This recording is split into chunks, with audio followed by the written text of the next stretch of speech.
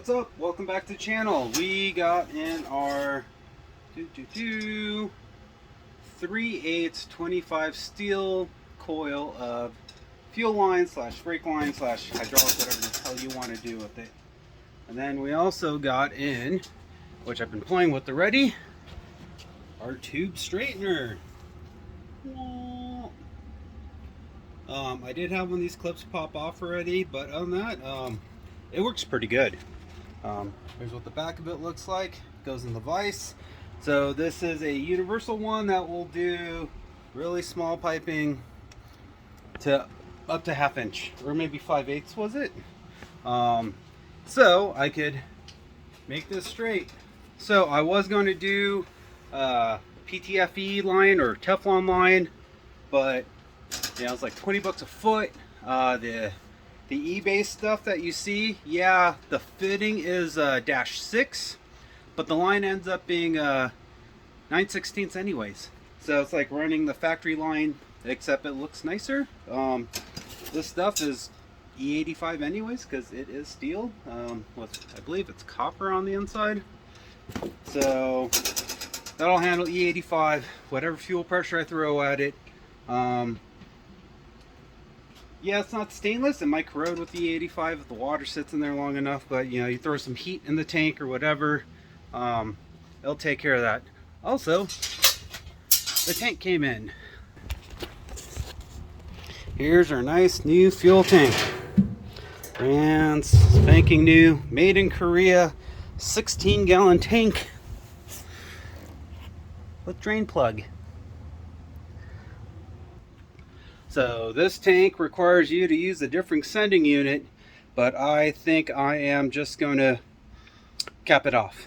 So I took the Miata tank and somehow this melted. I cut out the hat,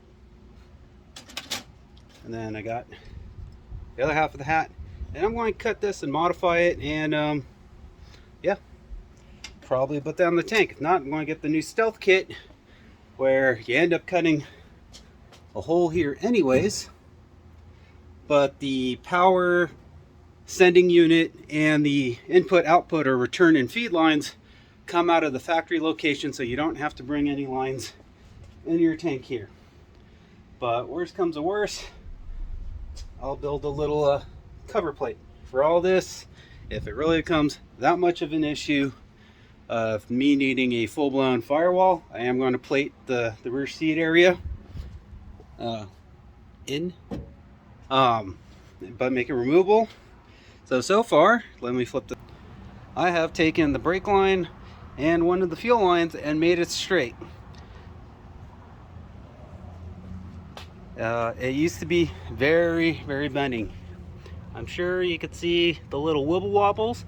This thing is not supposed to take out all the kinks, and everyone online says once you bend a line, you shouldn't really unbend it too much because work hardens it and blah blah blah. I'm using this for mock-up reasons because, you know, I only got so much of this. I got to make this straight and then follow those shapes to then follow the contour of the Miata stuff, so I could use their brackets and their mounting points, minus once it gets to the back half of the car. I'll probably bring them up and into the tank area, so we'll probably be, you know, coming up somewhere over here, and that way I'll only have to run like a foot or two at the most of some sort of high pressure line, either, you know, Goodyear, you know, EFI hose, or, you know, get some Earls, or, you know, whoever's, you know, PFT line and some AN fittings, because like they sell, you know, whatever to whatever's connectors. You can make anything as long as you're willing to pay the money for the fittings and the hose. But you know, do the math. I need, you know, say 25 feet like I ordered, so that's 25 times 20. You know, now you're in at 500 bucks for just hose. It might be easier, but is it worth the 500 bucks? This was literally $1 a foot. The tube straightener was 110, I think, out the door shipped. I'm rebending factory lines straight again. Little turn, roll it back and forth. Yeah, a little bit turn, and yeah, so now I could use those as mock-ups and finish mocking this up. So let's get to that.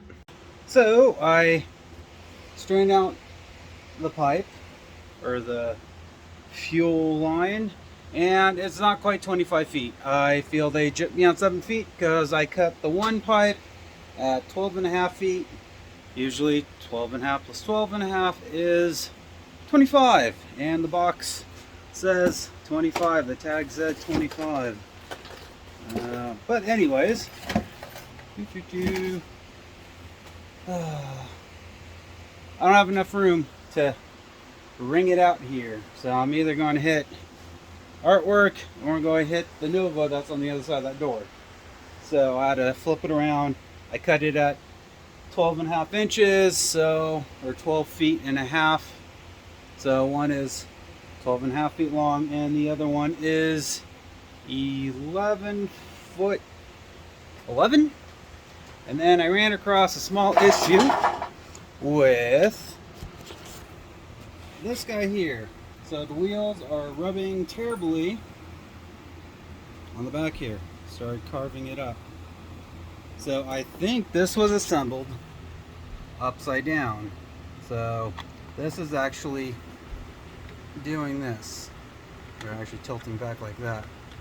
So I'm going to flip it around and see if that fixes anything. Let's see if this will actually stay up for once. Come on. Of course not. I'll lose you completely.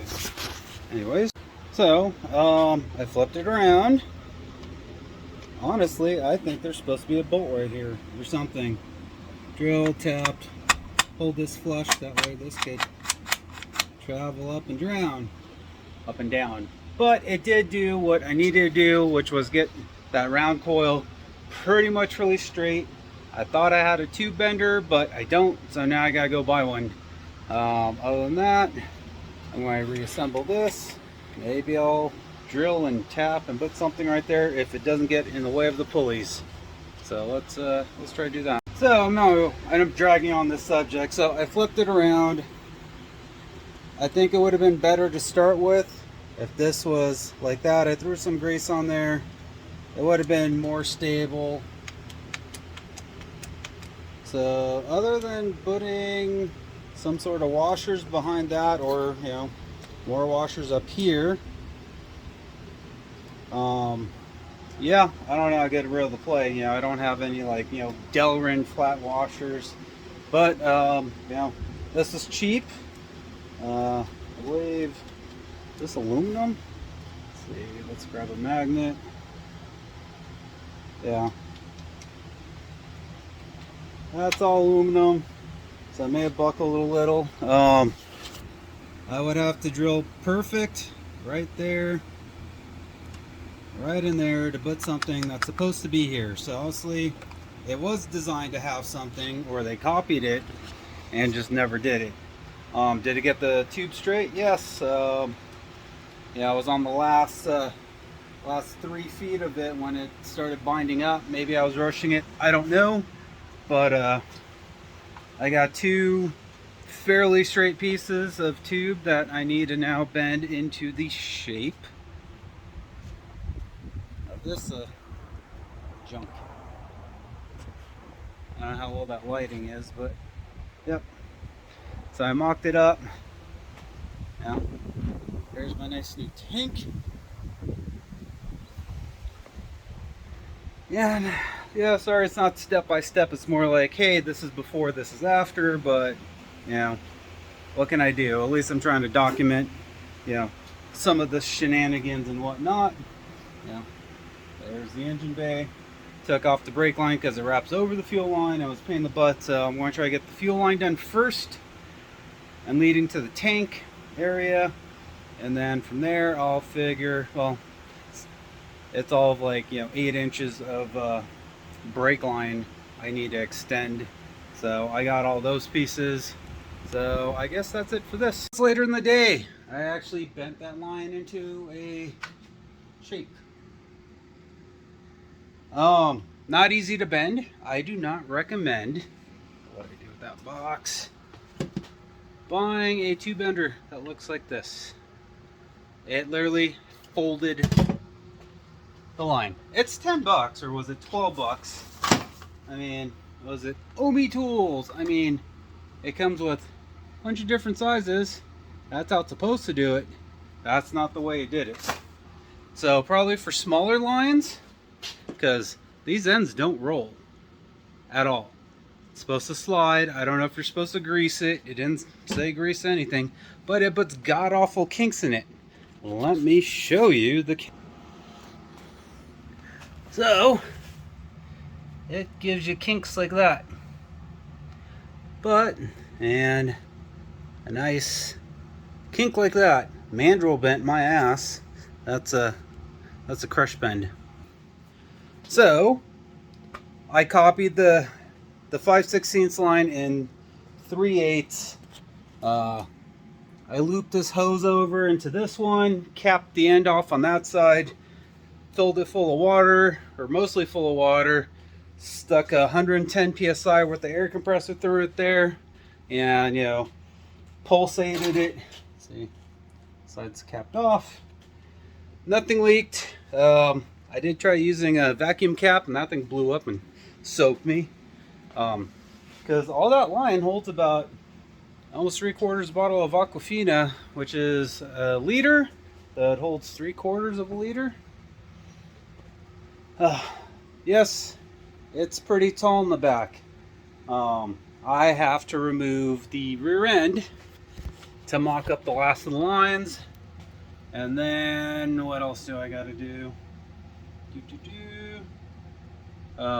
Get the lines to where I think they need to be. I started screwing around with the fuel hat.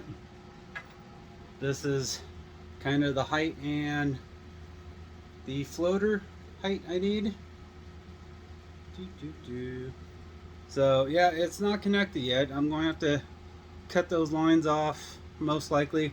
I could technically put the pump on the back side of this and catch that line with a little piece of hose, but what's the whole point of going 3/8 hose if I'm going to dip down to 5/16, even though it's like 3 inches of it? It's still a bottleneck. I'm just leaving it there so no one steps on it. So I guess I'll order some bulkhead fittings to go 3/8, and then yeah, that's about it. Once that's done, I figure out where the hell this thing's supposed to go. It literally goes right there. This thing used to sit right there on the Miata. I'm not going to put that ugly thing. I'll use the little clampy clamps, clamp that down, be done with it. So that'll be done. That's almost done. Got to still cut the tank open. I'll probably put that about center in the tank. The new tank is about 7 inches in the recess spot, so that's pretty close. I could adjust it. I'll probably end up slotting the U-channel there so the hose clamp actually sits on it, and then I could weld a little bracket on the bottom, a stopper, a little L bracket to hold the pump so the pump doesn't fall down. But then again, it's gonna have hose clamps, shouldn't fall apart. And that definitely wasn't a Miata pump because that fuel sock is teensy as all hell. So yeah, rambling. Fuel lines are mocked up for the most part. Just the last straight bit right there, oops, right there, needs to go up and over and follow the trunk line and pop through the trunk line. And did I put the tank back? And then yeah, tank's back in. Yeah, and bolt all that up and finish the brake line, and that's it. I bought a master brake bleed kit while that was at good old AutoZone. Not sponsored, but they were still open. Yeah, I know, I got a bender and spare nipples, but I said screw it. It was $9, and I get points if you spend over 20. So fuel lines are almost done. Brake line, rear brake line is going to be done. The fuel hat is being built, and I still got to mod the tank. I need to go like to the dollar store or somewhere, or a restaurant store kind of, and get like a stainless steel tray, kind of like a Subway house, or when you go out to dinner at a buffet, and use that as my sump. Drill a couple 1/2 inch holes in it. Buy the spot welder adapter for my welder, or try rosary welding.